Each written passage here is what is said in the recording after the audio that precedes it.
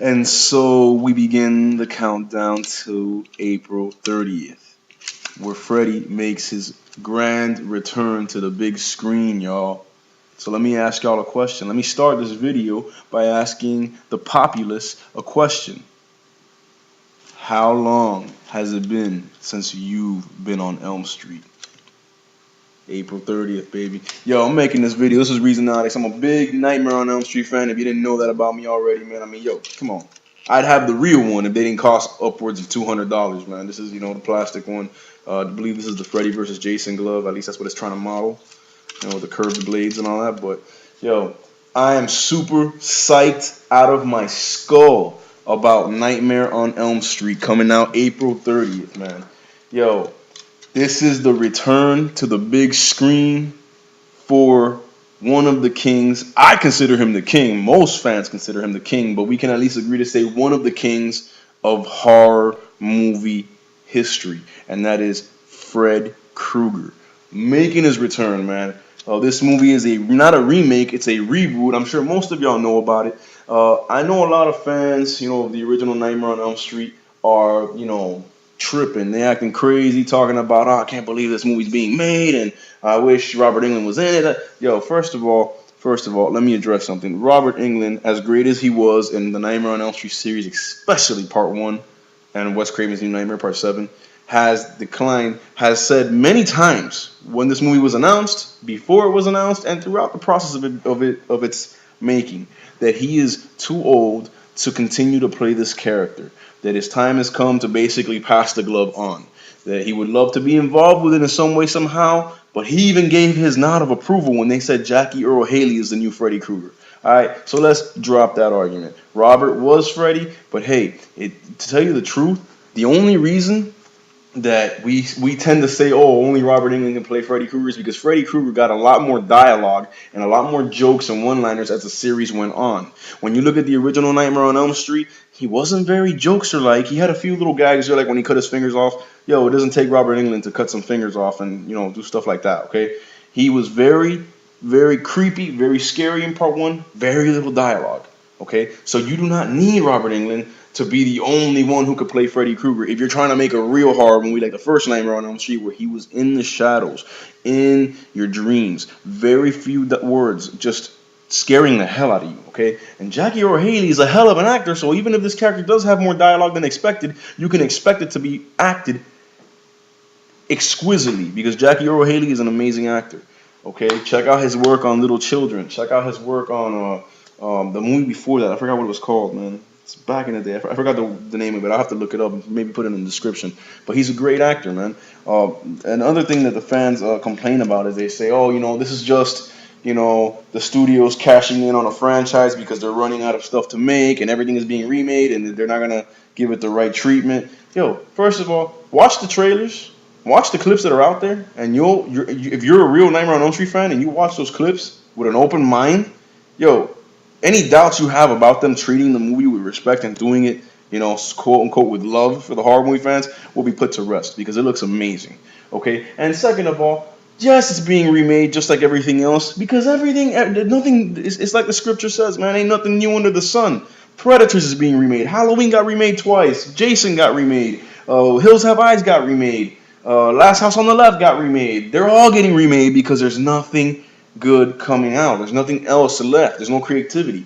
Okay? But what's wrong with that? We're bringing back one of the classic horror movies of all time, putting a modern twist on it and presenting it to a brand new generation. Do you know what this generation thinks is good horror movies? Saw 1 through 6 are all garbage. Garbage. Those movies suck. If you like those movies, yo, hey, then more power to you. But in my personal opinion, I've been a horror movie fan for years. Those movies suck. There's nothing special about them whatsoever. Nothing memorable. It's just gore. It's just torturing people. It's not even horror. Okay? Movies like Hostel.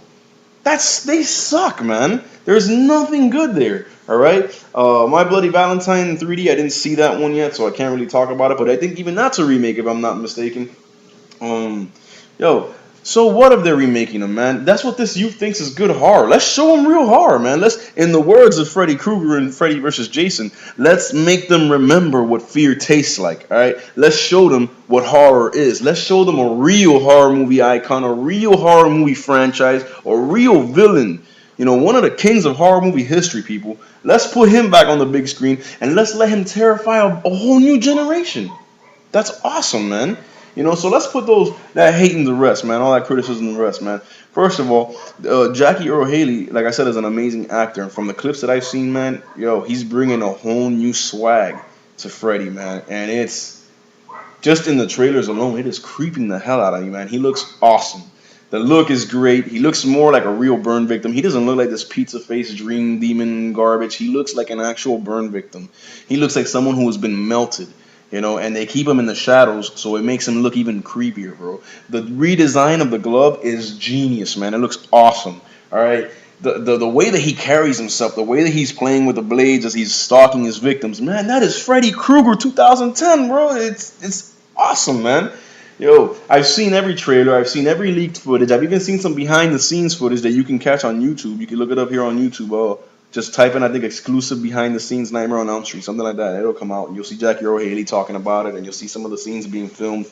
Yo, the look of the movie is awesome. And you know what I really like? I like that they're putting it in modern times. I like that this is not a remake going back to the, like Halloween was a remake about the 70s. You know what I'm saying? It was still in the 70s. I like that this one is kind of taking the approach that Friday the 13th took when they got remade, and it's 2010, man. It's now, it's today, it's modern day.